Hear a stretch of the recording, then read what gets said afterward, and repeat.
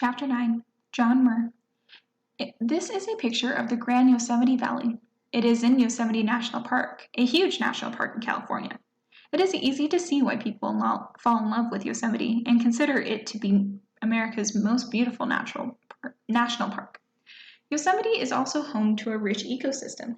Someday you might get a chance to visit Yosemite. If you are very lucky, you may see a mountain lion. This is America's big cat. It is not as big as an African lion, but it is still at the top of the Yosemite food chain. You are far more likely to see squirrels in Yosemite.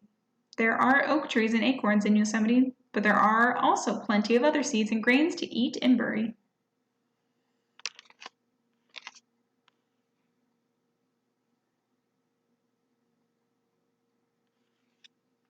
John Muir was not the first American to discover the beauty of Yosemite. However, he was one of the first to declare that it was a national treasure. More importantly, he worked to make sure Yosemite and other special lands were protected forever. John Muir was born in Scotland. In 1849, when he was 10 years old, his family moved to the United States. They lived on a farm in Wisconsin. John Muir loved reading as much as he loved nature. He grew up reading books by famous American naturalists. These books were all about plants, animals, and the forces of nature. Muir read books by two of America's most famous naturalists, Henry David Thoreau and Ralph Waldo Emerson. When he was about 30 years old, Muir walked over 1,000 miles from Indiana to Florida. He took what he called the wildest, leafiest way he could find, and he loved every minute of it. A few years later, he wandered out to California. In California, Muir hiked in the Sierra Nevada mountains. This incredible landscape inspired him to start the Sierra Club. Today, the Sierra Club is America's oldest and largest environmental organization. It has thousands of members.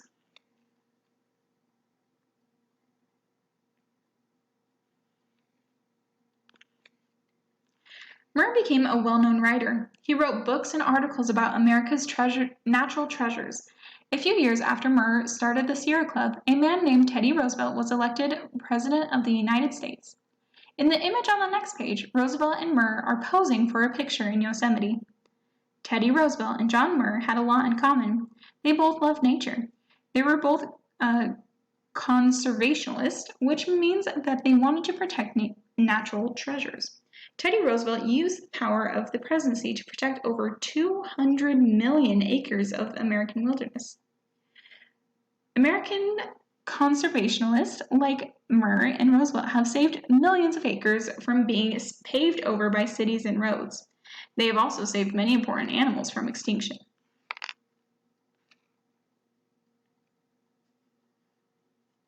This one's Teddy Roosevelt, and this one's John Muir.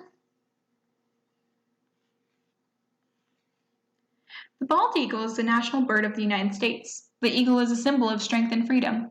There was a time not so long ago when the bald eagle was endangered, meaning that scientists were afraid it might become extinct, just like the dinosaurs. Eagles became endangered for a number of reasons. People used to hunt eagles to make nice trophies for their living rooms. Pesticides and other chemical pollution harmed eagles as well. Lastly, eagles lost a lot of their habitat and nesting grounds due to farming and the growth of cities. About 100 years ago, there were only a few eagles left. Then the U.S. Congress passed laws protecting bald eagles. It is illegal to hunt them.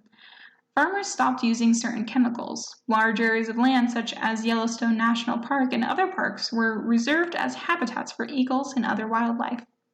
All of this helped save the bald eagle population. Today they are no longer in danger of becoming extinct, as long as people continue to be careful.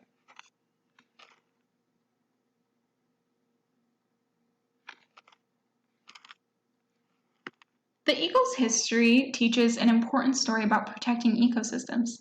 People almost cause eagles to become extinct, but through hard work and dedication, people also managed to save eagles.